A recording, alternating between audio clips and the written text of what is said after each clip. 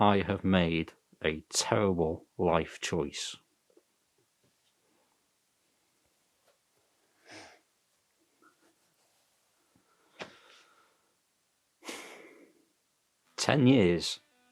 More than 10 years I've had a beard, and for some reason last week I decided to have a shave. Never again.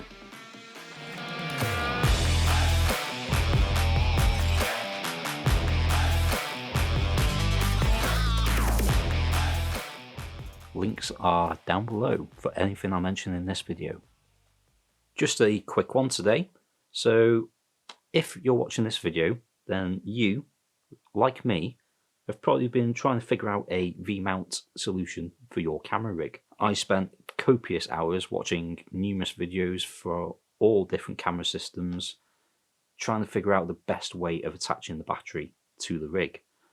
When I bought the Sony FX3, I did in fact buy the tilter cage with their base plate and 15mm rod systems, which seems to be the most common way of attaching the V-mount. And that's exactly what I did. I used an adapter to the 15mm rods from Small Rig with a swinging mount, to which I attached a mini V-mount plate from Small Rig, which allowed me to attach the battery and then swing it out of place if I needed to. But that rig was seemed a bit overkill, especially for a lot of the work that I do, which is handheld.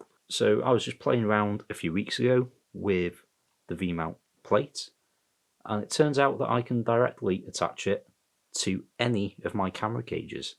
So I can house the battery directly beneath my camera. Obviously, this is just for handheld shooting. You're not going to be able to attach a tripod plate to the bottom of this battery. But I shot a wedding a few weeks ago with this rig. This is the A7C, but I was using the FX3. And I was able to power my monitor, the Atomos Shinobi 5, as well as trickle charge my camera for an entire day on one V-mount battery. If you're wondering, by the way, this is probably the best value small V-mount battery you can get. It's the Moman 99 watt hour. It costs around £180, but if you find it on Amazon, put it in your save for later basket. Very often they'll drop the price to £150 or £160. We've got two D-tap connections as well as two USB Type A connections. For me, this is perfect. I now have two of these batteries, so I can be using one to charge my camera batteries or audio devices in the case, while the other one attached to the camera, it's powering the Shinobi 5 and trickle charging the A7 or FX3 via USB. I much prefer the trickle charge method, and this lasted me an entire day. When you're switching the camera off, it is just charging the camera, and it's also trickle charging the camera while you're shooting.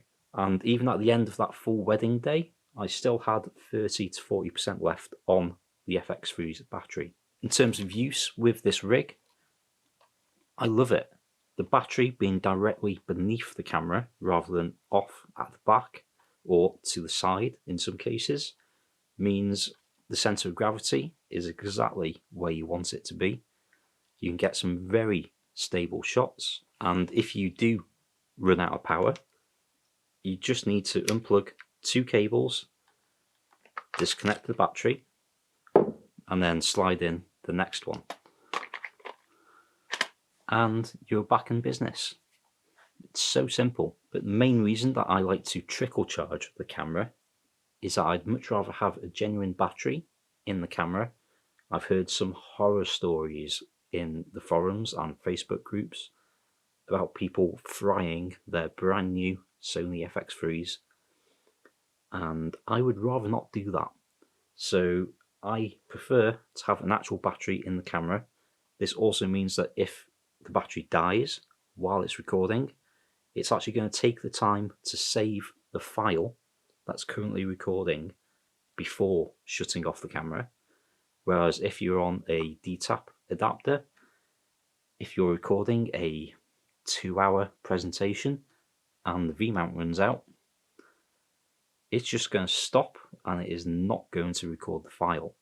you've just lost 2 hours worth of recordings. I would not want to be that guy.